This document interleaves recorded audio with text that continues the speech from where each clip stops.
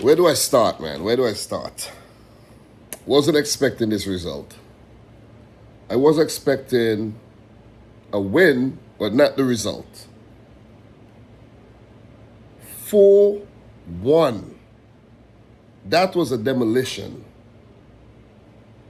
That was the USA putting their feet on Paraguay's neck and not taking it off. That's what it was. I actually just woke up, guys. Didn't do my reaction right after the game. And I woke up and I'm like, yo, I didn't do my reaction. Gotta get it done. So this is me doing my reaction. As I said, I predicted a 1-0 win. I did, feel very confident that the USA would go on to win this game. At home,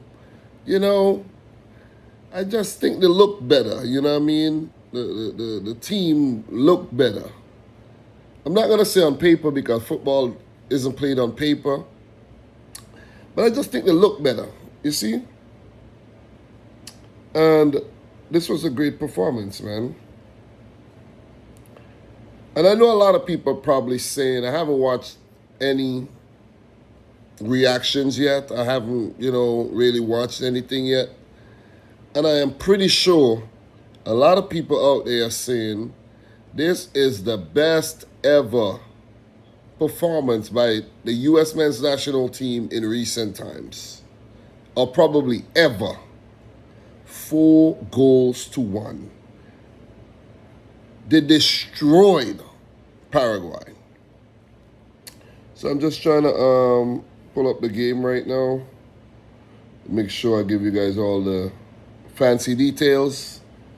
So I have notes. I have notes written up until the 59th minute. After that, I didn't write down any notes.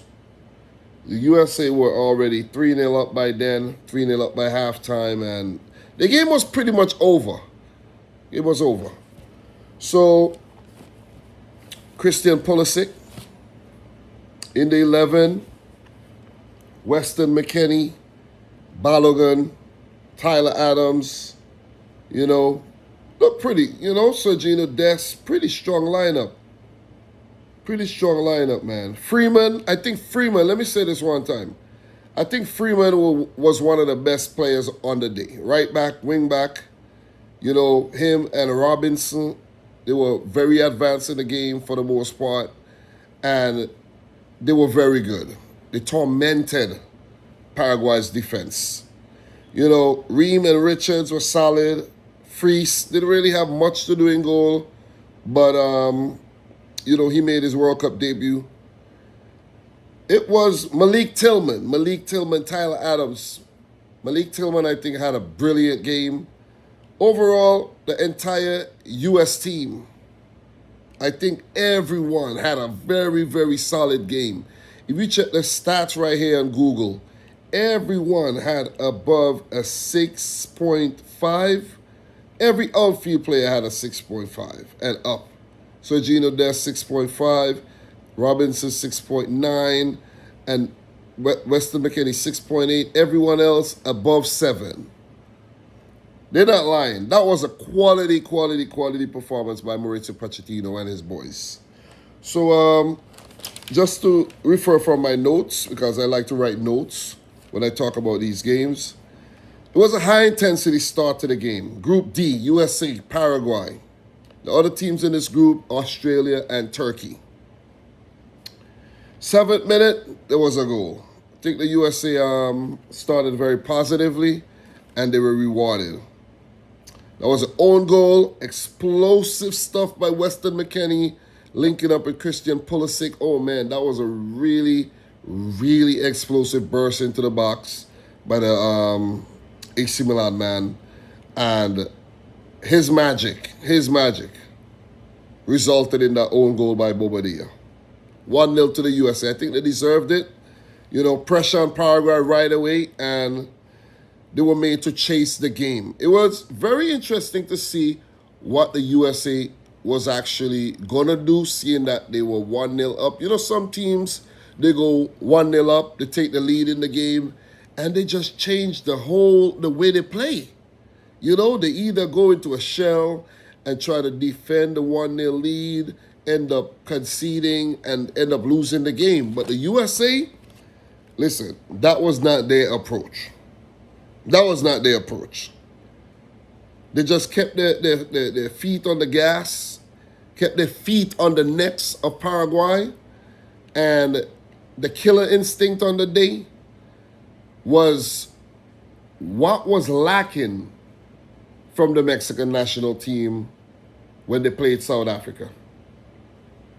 That's what we were saying when we said Mexico lacked the killer instinct. They did not finish off their opponent. They should have scored more goals with the opportunities that they created. And I think the USA showed Mexico how it's done. I don't want to drag Mexico in this, but it's a perfect example. So there was a goal in the 28th minute, but it was chalked off for offside. That was Balogun. Christian Pulisic was deemed offside in the build-up, and that was just after the hydration break. So I want to talk about the hydration break really quick. They say it's a hydration break, but, you know, people have been saying that it's really a commercial break. You know, it's really a commercial break, guys. You know, pay attention to these little things. Politics. It's a lot of money at stake when it comes to the World Cup. And if you could squeeze a commercial break while the game is playing, that's very genius. But I think that when you think about it, that cooling break could actually break the momentum of a team that is building up a head of steam, or it can help a team that is struggling and just need a breather to, you know, catch themselves, get their bearing, and, you know, basically find their way into a match where they're struggling. You see what I'm saying? So it's kind of funny because we saw right after the cooling break, Paraguay, they were not switched on and they conceded that goal, but was saved by the offside flag. But it didn't matter because a couple minutes after, Pulisic ran in behind and a brilliant cutback deflected off of a goal. A defender was well put away by Balogun. First World Cup goal, and the goal stood this time. 2-0 to the USA. At that point, I was like, yeah, this is a victory for the USA. But 2-0 is one of the worst score lines you could have, so I don't think there was any stopping there. But up until that point, I think it was a toothless display by the Paraguay national team.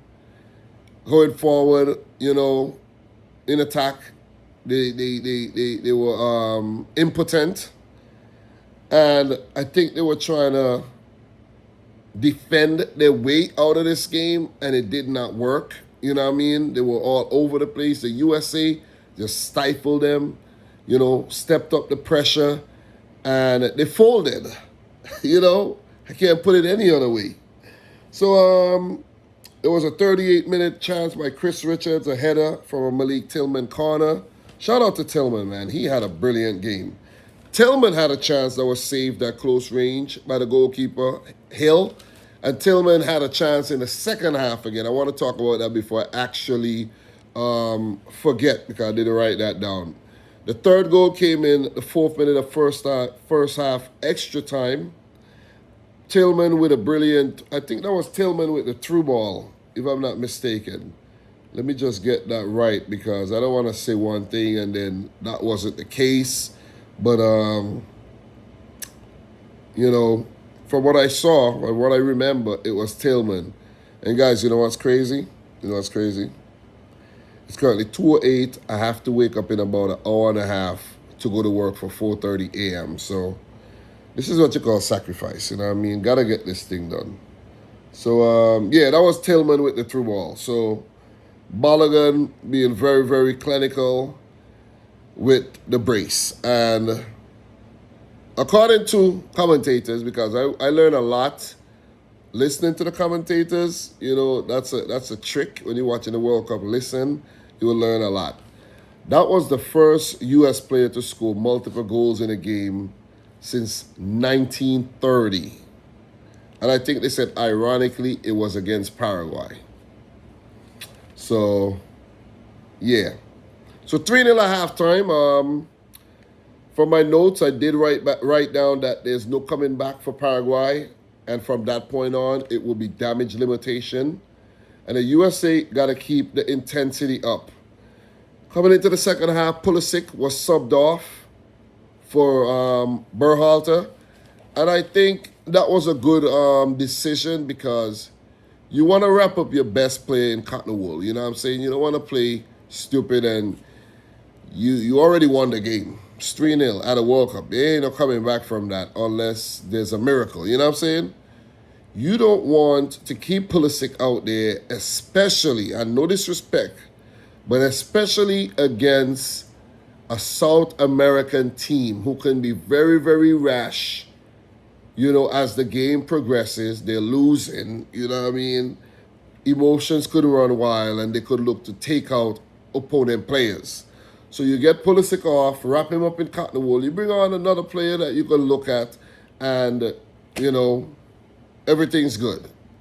You don't regret the decision of leaving Pulisic out there. So, good decision by Pochettino, in my opinion, man. You know, you want Pulisic to have time on the field and get minutes in his legs and everything and get a feel to, you know, to everything at the World Cup. But at the same time, I think he, you know, after not touching the ball for a little bit at the start, Pulisic was heavily involved in the game.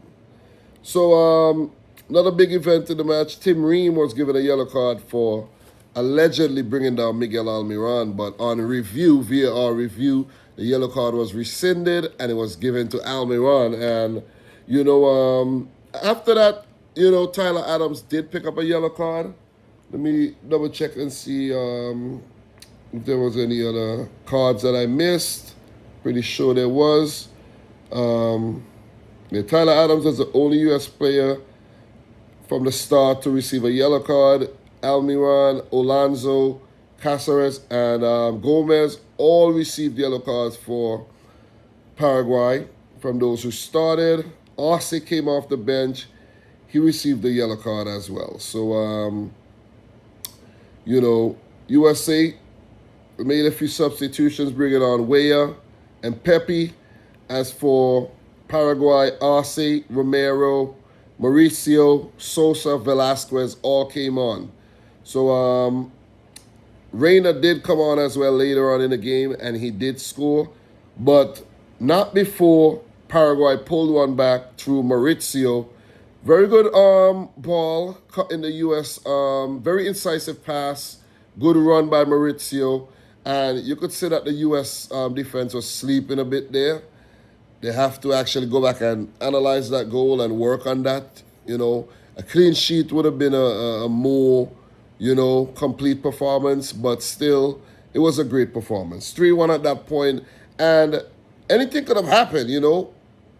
With 17 normal minutes left, another goal could have been scored by Paraguay, and then it would have been a very tense finish. But it was really the USA who had a lot of great opportunities, but failed to put them in the back of the net.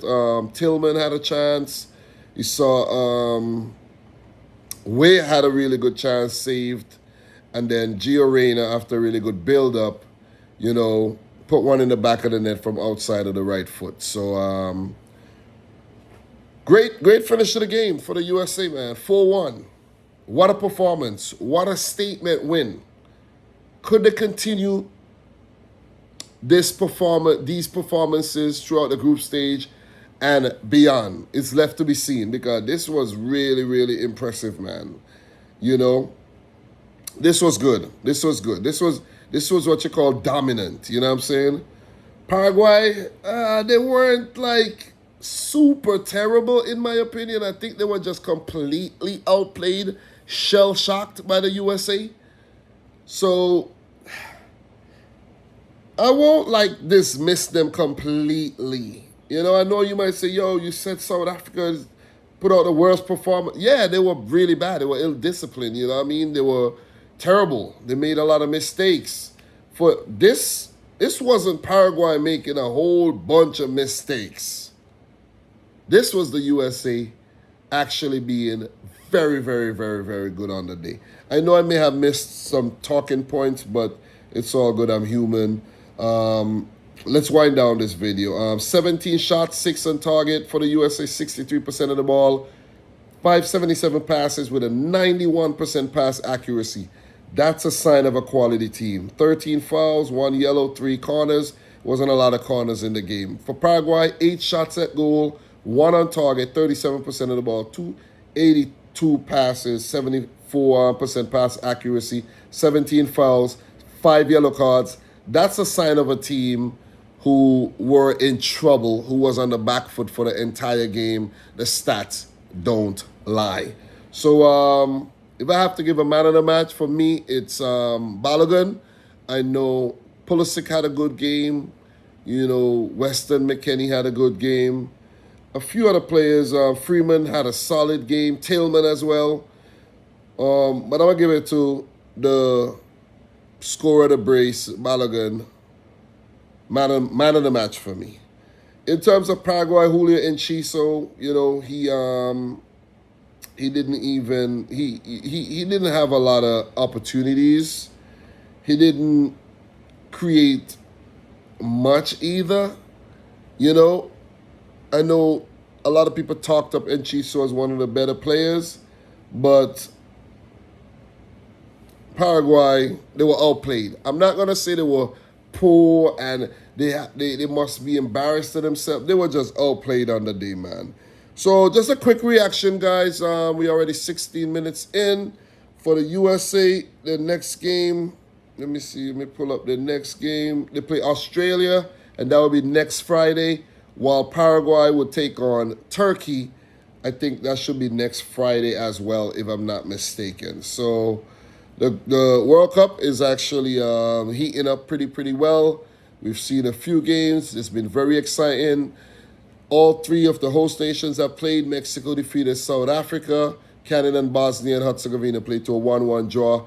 And the USA smashed Paraguay 4-1. All positive results for the host team. Keeping a close eye on the host teams, as you know, they would have a lot of expectations on their on them to actually do well at the tournament. So guys, I'm your boy Dominic Rich. Subscribe if you're new, like the video if you haven't yet done so. I'm about to go back to sleep. I fell asleep in the couch.